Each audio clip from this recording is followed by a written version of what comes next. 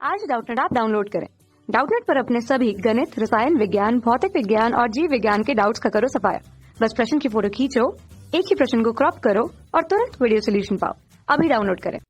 एक अवतल दर्पण और उत्तल लेंस दोनों की वायु में फोकस दूरी समान है। जब उन्हें जल में डुबोया जाता है तो उनकी फोकस दूरी वही रहेगी।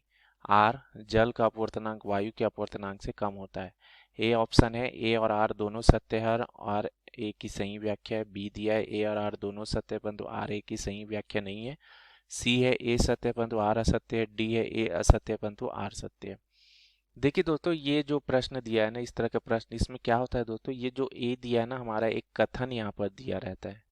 ठीक है, यहाँ पर हमारा क्या है, ये कथन है और ये जो दिया है यहाँ पर इसका कारण दिया रहता है दोस्तों। ठीक है, तो हमको इसमें देखना है दोस्तों, जो कथन दिया है उसका कारण सही है। तो ये ऑप्शन में हमको दिया है, कौन सा ऑप्शन इसके लिए सही है ये हमको बताना है। तो पहले हम समझते हैं कथन जो दिया है। तो यहाँ पर देखिए दोस्तों, ये अवतल दर्पण यहाँ दिया है। ठीक है, ये हमारा क्या होता है दोस्तों, अवतल दर्पण होता है। ठीक है, तो दर्पण जो होता है दोस्तों, उसमें क्या होता है, जो अवतल दर्पण, जिस सतह पर जो प्रकाश आपतित होनी है दोस्तों, वो सतह ना धंसा हुआ रहता है। देखिए, ये अंदर की ओर धंसा हुआ रहता है। ठीक है, और इसके पीछे जो उभरा वाला सतह है ना, उसको पॉलिश कर देते हैं, तो ये बन जाता है अवतल दर्पण। ठीक है दोस्तों, और ये अवतल दर्पण का जो मुख्य बिंदु होता है दोस्तों, उसको ध्रुव बोलते हैं। ठीक है, कोई भी दर्पण का, चाहे अवतल हो उत्तल दर्पण, ये जो P यहाँ पर मैं लिखा हूँ ना, P यहाँ पर क्या है, ध्रुव कहलाता है। ठीक है, और ध्रुव से होकर जाने वाले रेखा को हम लोग मुख्य अक्ष बोलते हैं दोस्तों। ठीक है, ये हमारा क्या होता है, मुख्य अक्ष होता है। ठीक है, अब जैसे कोई मान लो कोई प्रकाश किरण यहाँ पर आपतित हो रही है दोस्तों। ठीक है, मान लो मुख्य अक्ष के समांतर जो आपतित होती है, तो यहाँ से परावर्तित होने के बजाय मुख्य अक्ष को जिस बिंदु पर कट करती है तो उसको हम लोग बोलते हैं फोकस बिंदु। ठीक है, ये हमारा क्या है, यहाँ पर फोकस बिंदु।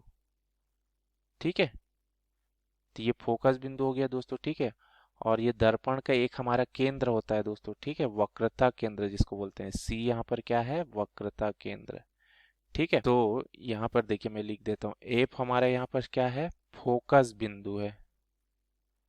ठीक है, एक हमारा क्या है, फोकस बिंदु है, और यहाँ पर सी हमारा क्या है, वक्रता केंद्र। ये जो वक्र बना है दोस्तों, इसका कुछ केंद्र होगा ना, जहां से ये वक्र की दोनों निश्चित रहती है। ठीक है, तो ये वक्रता केंद्र हो गया। ठीक है, अब जैसे यहाँ पर जैसे दूरी हम लोग नापते हैं दोस्तों, हमेशा पोल से नापते हैं। ठीक है, पोल मतलब ध्रुव से नापते हैं, इंग्लिश में पोल बोलते हैं। तो ये जैसे ये फोकस दूरी यहाँ से नापेंगे, ये एफ तक की दूरी ये क्या कहलाएगी, फोकस दूरी कहलाएगी। अगर सी तक नापेंगे तो ये हमारी क्या कहलाएगी, वक्रता केंद्र की दूरी। ठीक है, तो ये हमारी कहलाएगी दोस्तों फोकस दूरी। ठीक है, पी एफ यहाँ लिख देता हूँ मैं, पी एफ हमारी क्या है, फोकस दूरी। ठीक है, और जो हमारा पी सी है, वक्रता केंद्र की दूरी। ठीक है तो इसमें क्या होता है दोस्तों, हमेशा जो फोकस दूरी है, अगर मैं इसको ना एफ से दर्शाऊं, यहाँ पर छोटा एफ से दर्शाता हूँ। ठीक है, और वक्रता केंद्र को अगर मैं आर से दर्शाता हूँ। ठीक है, तो क्या होता है दोस्तों, जो फोकस दूरी होती है ना, हमारी जो फोकस दूरी होती है, हमेशा वक्रता केंद्र की क्या होती है दोस्तों, आधी होती है। ठीक है, इसको आप चाहे जल में डुबाओ चाहे कहीं भी डुबा दो, तो ये हमेशा क्या रहता है, फिक्स रहता है। ठीक है, फोकस दूरी जो होगी, वक्रता केंद्र की जो दूरी है, उससे हमेशा आधी होती है। ठीक है दोस्तों, तो ये समझ आया दोस्तों, अवतल दर्पण यहाँ बोला था और उत्तल लेंस दोनों की वायु में फोकस दूरी समान है बोल रहा है। ठीक है दोस्तों, फोकस दूरी समान है। अब जल जल में डूबा जाता है तो उसकी फोकस दूरी वही रहेगी बोल रहे हैं।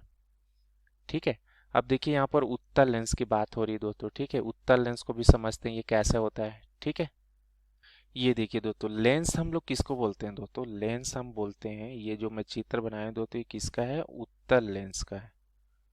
ठीक है, और यहाँ पर देखिए दोनों तल जो है ना, उत्तल है, इसलिए इसको उभय उत्तल या उभयोत्तल ऐसे बोलते हैं।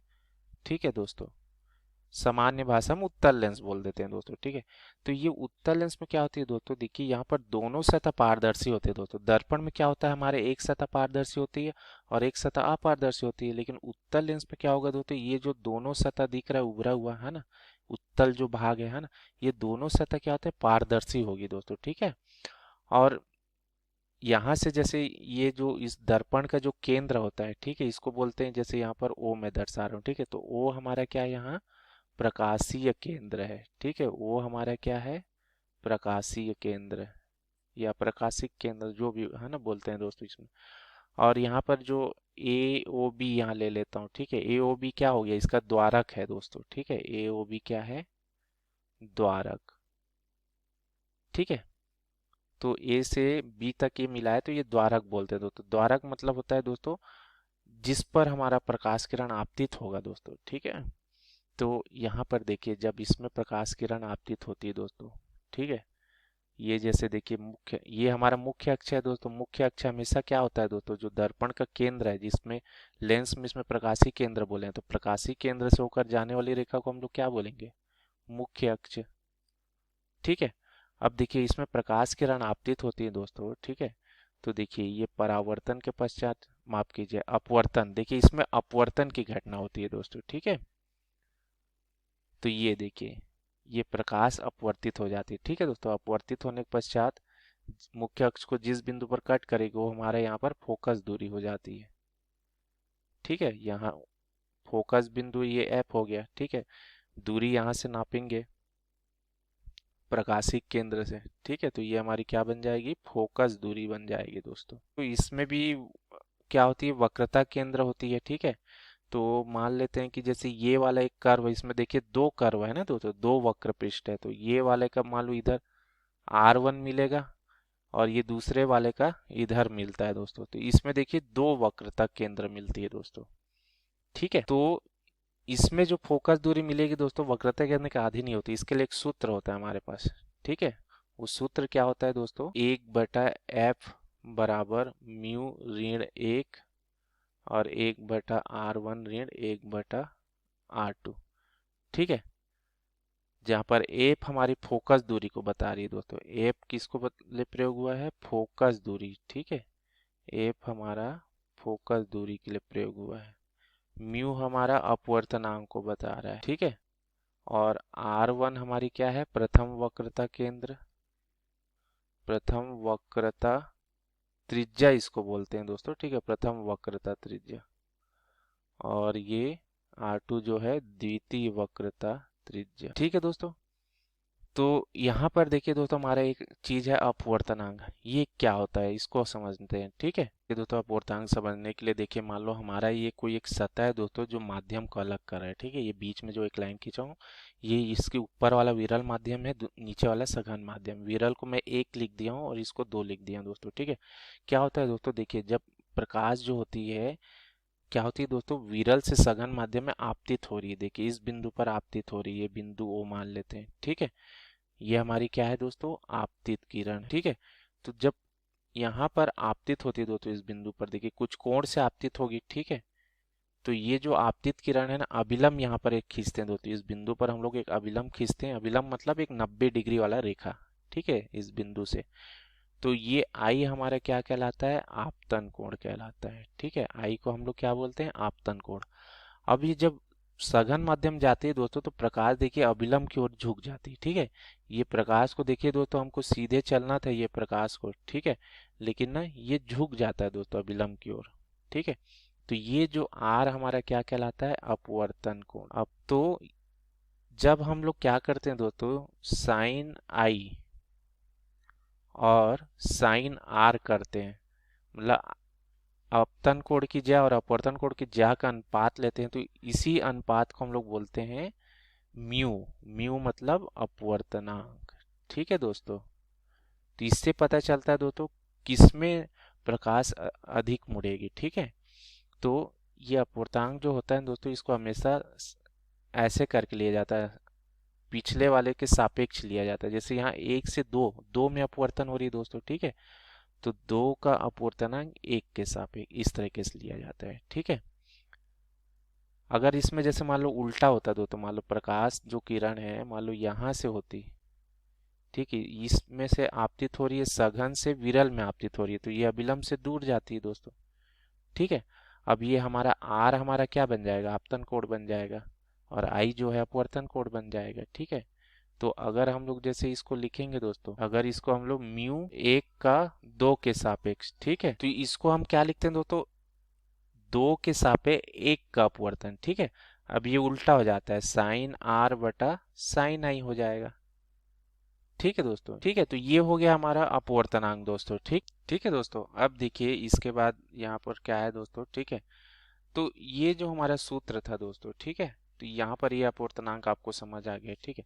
अब ये जैसे अगर वायु में है दोस्तों, ठीक है, तो हमारा ये सूत्र क्या मिलता है, 1/f अगर वायु में है, ठीक है, तो ये हमारा सूत्र क्या मिल जाएगा दोस्तों, म्यू, ठीक है, म्यू यहाँ जो कांच होगा वो किसके सापेक्ष अपवर्तनांक होगा दोस्तों, वायु के सापेक्ष, ठीक है, ऋण 1 और 1/r1 ऋण 1/r2, ठीक है दोस्तों।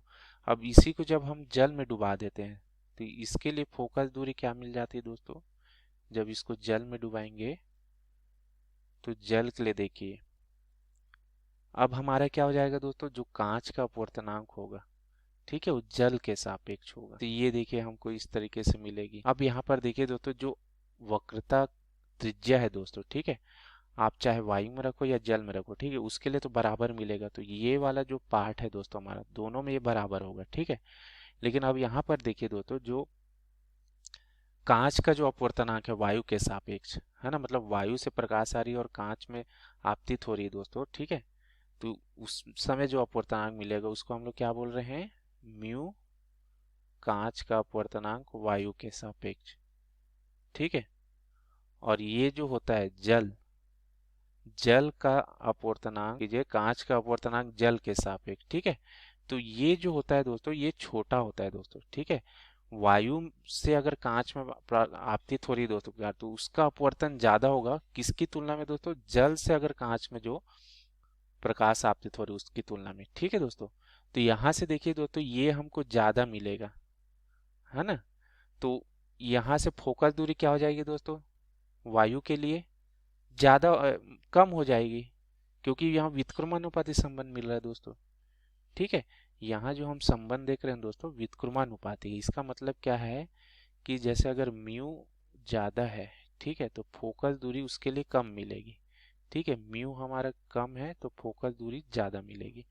तो यहाँ पर देखिए दोस्तों, जो कांच का वायु के सापेक्ष जो अपवर्तनांक होता है जल का कांच के सापेक्ष जो अपवर्तनांक से ज्यादा है, तो यहाँ पर क्या हो जाएगी दोस्तों, जो एफ वायु है, ठीक है, वायु में जो फोकस दूरी होगी वो कम मिलेगी, ये जल के, जल में जो फोकस दूरी हमको मिलेगी, जल में डुबाने से जो फोकस दूरी मिलेगी उसकी तुलना में, ठीक है दोस्तों।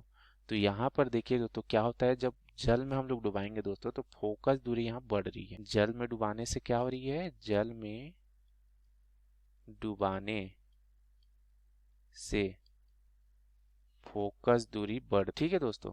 तो ये जो हम कथन देख रहे हैं दोस्तों, यहाँ पर उत्तल लेंस के लिए देखिए वही नहीं रहेगा दोस्तों, ठीक है, उत्तल लेंस में परिवर्तित हो जाएगा अवतल लेंस। ये अवतल दर्पण जो बोला है ना, दर्पण के केस में फोकस दूरी हमारी बराबर ही रहती है दोस्तों, वक्रता त्रिज्या की आधा ही रहती है, ठीक है। लेकिन यहाँ पर उत्तल लेंस बोल दिया दोस्तों, ठीक है, तो उत्तल लेंस के लिए तो हमारा परिवर्तित होता है दोस्तों, तो ये कथन जो है ना गलत हो जाएगा, ठीक है। अब देखिए दूसरा यहाँ पर उसका कारण दिया था, यहाँ पर जल का अपवर्तन वायु का अपवर्तनांक से ज्यादा होता है, ठीक है। तो जल का जो अपवर्तनांक है दोस्तों, ठीक है, वायु के अपवर्तनांक से ज्यादा होता है, तो ये कथन गलत है दोस्तों। जल का अपवर्तनांक जो होता है ना, वायु वायु के अपवर्तनांक से क्या होता है दोस्तों, छोटा होता है, ठीक है दोस्तों। देखिए अगर जब भी इस तरीके से लिखा रहता है दोस्तों तो ये हमेशा एक मानते हैं दोस्तों वायु के सापेक्ष लिया गया है, ठीक है। तो ये वायु का जल के सापेक्ष जो अपवर्तनांक है और वायु का वायु के सापेक्ष, तो ये कम होता है दोस्तों, ठीक है। जल का जो अपवर्तनांक होगा वायु के सापेक्ष कम होता है, तो यहाँ पर क्या बोला है, जल का अपवर्तनांक वायु के अपवर्तनांक से कम होता है, तो ये बिल्कुल सत्य कथन है दोस्तों, ठीक है। आर हमारा सत्य है, ठीक है। तो यहाँ से हम क्या बोल सकते हैं, देखिए ऑप्शन हमको दिया है ए और आर दोनों सत्य है, आर ए की सही व्याख्या है। तो ए और आर दोनों सत्य तो नहीं है दोस्तों, ठीक है, तो ये गलत हो जाएगा, ए आर दोनों सत्य, ये भी गलत हो जाएगा। ए सत्य है परंतु आर असत्य है, नहीं। डी ऑप्शन हमारा देखिए दोस्तों, ए सत्य है ए असत्य है हमारा और आर सत्य है। ठीक है, तो D option is the correct option. Thank you. कक्षा 6 से 12वीं से लेकर नीट, IIT, JEE वो एडवांस के लेवल तक 1 करोड़ से ज्यादा छात्रों का भरोसा। आज ही डाउनलोड करें डाउटनेट ऐप या व्हाट्सएप करें अपने सारे डाउट्स 8400 400 400 पर।